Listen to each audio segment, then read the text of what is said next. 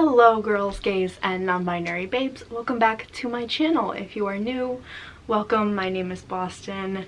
Today I'm talking about the books I read in March. I read 12 books in March, which is lower than usual. Do I have any particular reason for this? No, not really. But yeah, I read 12 books. I read possibly a couple new favorites, and yeah, let's just jump on into it though without any further ado. So the first book that I read in the month of March was The Good House by Tananarive Due. This is a thriller. It follows a woman whose whole life is turned around when something happens during a 4th of July party, and there's some creepiness going on with the house, and it also follows her years later coming back to the house and kind of figuring everything out. I ended up giving this 3.5 stars. I really liked the story and the magic, I guess, in the book, but the writing really wasn't my favorite.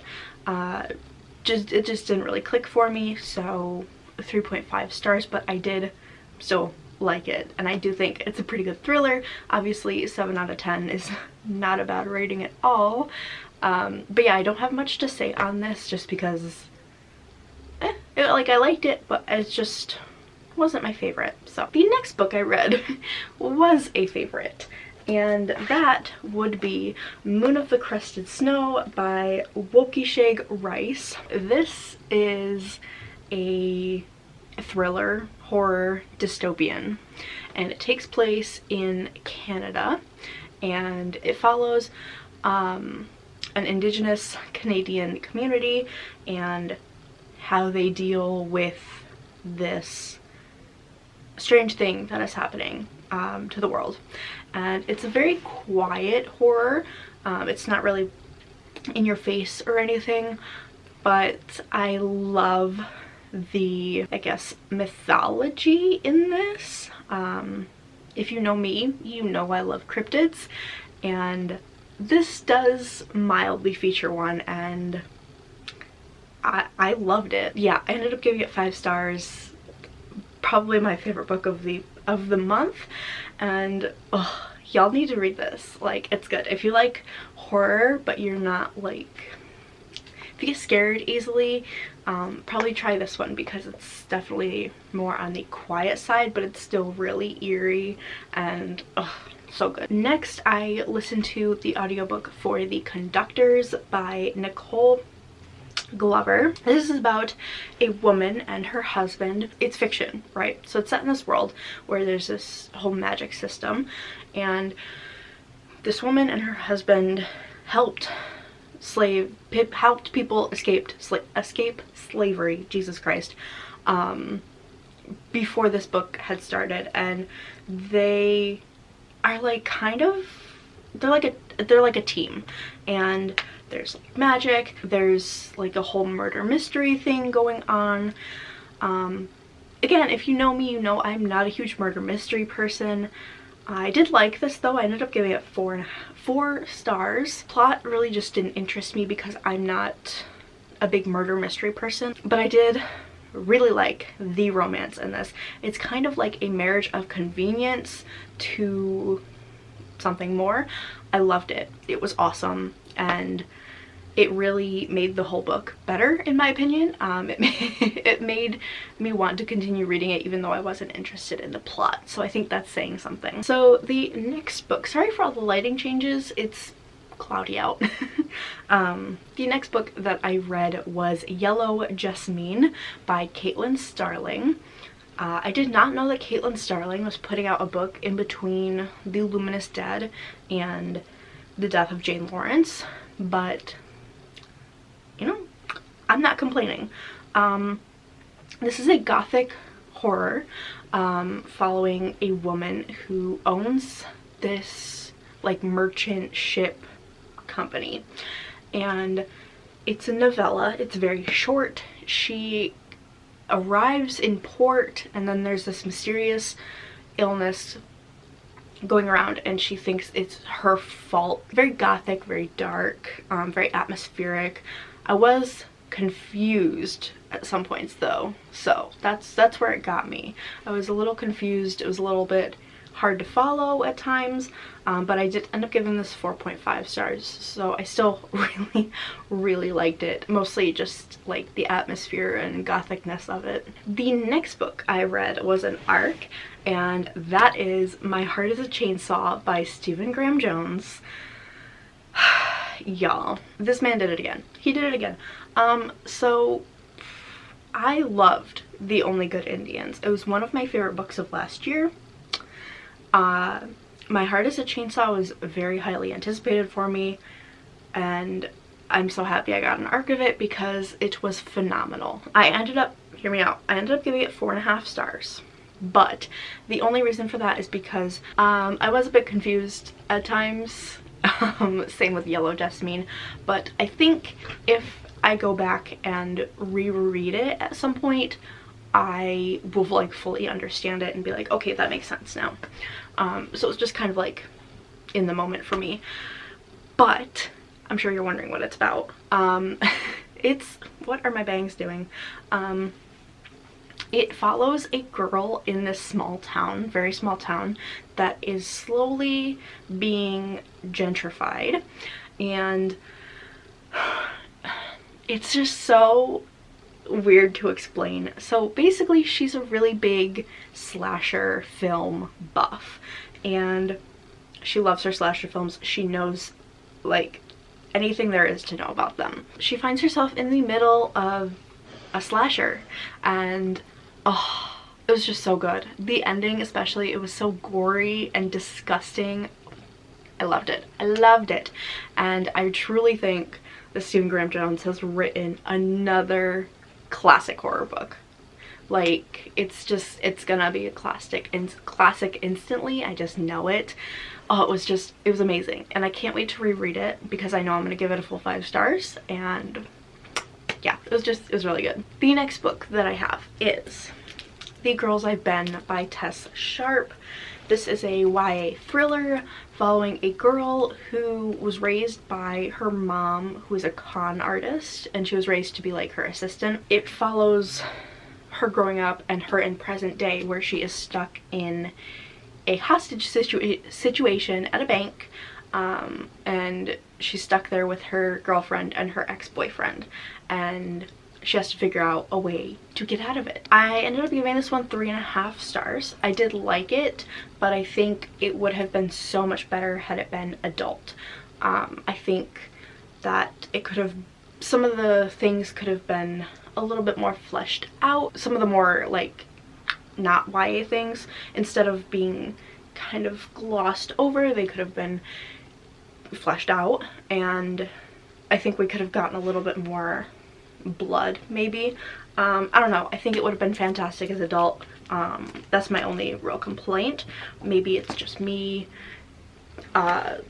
shifting out of YA, but I don't know. But those are my thoughts. So the next book I read, I listened to the audiobook of it, and that is Girl A by Abigail Dean. This one I gave 4.5 stars. I really enjoyed this. I have been on a big true crime kick lately. Again, what are my bangs doing? And I've been loving true crime, and this felt very true crimey, and I really liked it. My only complaint, not a complaint, I just don't know how I feel about the end. I feel like I never know how I feel about the end of thrillers. I don't know. It's hard for me to make up my mind, but I didn't know how I felt about the end, but the storyline was so fascinating, and I just have a morbid curiosity with that kind of stuff. So yeah, this one's actually about a girl who, so it's it's 2 points of view, and they both follow this girl A, and it follows her in this home that she grew up in, where she was abused and then eventually just straight up like tortured, I guess. Like, her and her siblings were all like chained to their beds. They couldn't go anywhere. They were malnourished. She eventually escaped, and it follows her growing up and then her as an adult reconnecting with her siblings, not many of which she has a great relationship with. I really liked it. I really liked the dynamic and how dynamic the siblings were and how dynamic their relationships were to one another. It was really good and I really enjoyed it. Definitely recommend the audiobook for it too. So the next book I read was The Strain by Guillermo del Toro and Chuck Hogan. Okay, what I thought going into it and what it was were two very different things. Not very different, slightly different, but in a way that mattered. I understood it as a plague book, and it is a plague book, but it's a vampire plague. And I have yet to read a vampire book other than Dracula that just doesn't feel cheesy. They always feel at least a little bit cheesy for me. And I feel like unless you lean into the cheese and kind of, you know, just go with it, it's not gonna end well. I hate when people try to take the vampire thing and then turn it into something different and like scarier. It's like, I don't know, I just don't like that. I did give it 4 out of 5 stars though. I did really like it. But yeah, I just think the vampire thing was, I don't know, maybe it's just me and vampires, but I just find it a little cheesy. I don't know. So the next book that I read was The Factory Witches of Lowell, and this is by C.S. Malarick. I have conflicting thoughts about this. I gave it 3 out of 5 stars. It's about a group of girls in the 1930s maybe, and they want better working conditions, naturally, and they start a union and they use a little bit of witchcraft to get what they want. I liked the idea of the plot. It was, you know, it was good. Like, I enjoyed it. The characters were very flat. Very flat. And I feel like characters are a really important part for me, at least. Like, if I don't like the characters, then I'm not gonna like the book. Doesn't matter how good the plot is. And the characters were just really hard to tell apart. They really didn't have any separating traits. And there was a sapphic romance in this book, and it just felt kind of out of nowhere. It was just like I knew it was gonna be sapphic, and up until like it was a novella, so it's like 150 pages. Up until like page 100, I was like, I had completely forgotten about the sapphic romance, and then it just kind of showed up, and I was like, oh, that seems a little forced, a little out of nowhere. And that's coming from me. So yeah, overall I thought it was okay. I'm probably gonna lower the rating, but pretty much the only thing I really liked about this was the plot and like the idea of it, I guess. I don't know. Next we have a reread for me, and that is King of Scars by Leigh Bardugo. This is the 6th book in the Grishaverse series or world. You do need to read all of the other books before you read this one, otherwise you will be spoiled. I just want to put that out there. But I reread this in preparation for King of Wolves, which I'm currently reading. But I just wanted to get back into this world since it has been 2 years since I read this. And I actually lowered my rating to a whopping 4.5 stars. I did originally give it 5. I still loved it. It was really, really good. It just wasn't quite as interesting as I remembered / thought it was. It just didn't really keep my attention. I was more there for the characters rather than the plot. some parts were definitely really interesting and kept me engaged, but overall less so than I remembered. But again, 4.5 stars is nothing to shake your hat at, shake your stick at. What's that phrase? I don't know. It's not shake your hat at. I think it's shake a stick at. I don't know. Anyway, we're gonna move on. Next, we have an unpopular opinion. So next I read Lost in the Never Woods by Aiden Thomas. I expected to love this, like love it, as much as I loved Cemetery Boys. That's why I bought a copy instead of waiting waiting for my library to get a copy, because I thought I was gonna love it. I ended up giving it 3 stars, which I did still like it. It was still a really good book, but it just read too young for me. It wasn't my taste. It wasn't what I like to read. That's why I rated it low. If you don't mind lower end YA, then you'll probably really like it.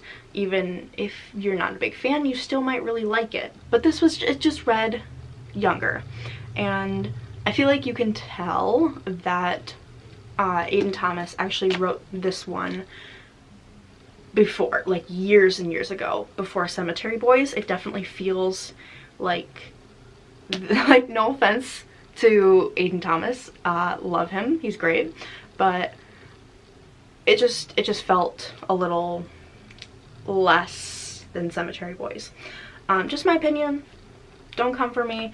But yeah, it was still really good, and I know people are gonna love it regardless, so who even cares about my opinion anyway? And finally, we have The Lost Apothecary by Sarah Penner. This was so good. It was not what I was expecting, but it was still really good. So I was expecting a really revenge story. What's the word I'm going for? A really revenge-filled story. It wasn't really that. It was a little bit, but I still really liked it. So it follows 2 points of view. One woman in 1800s London and one in present-day London.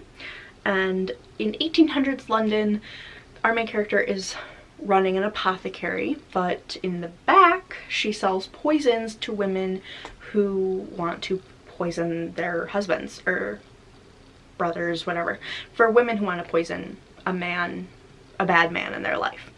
And then the woman in present day London finds like a glass vial from this apothecary and researches it, all that good stuff, and finds out more about it. So I really liked this.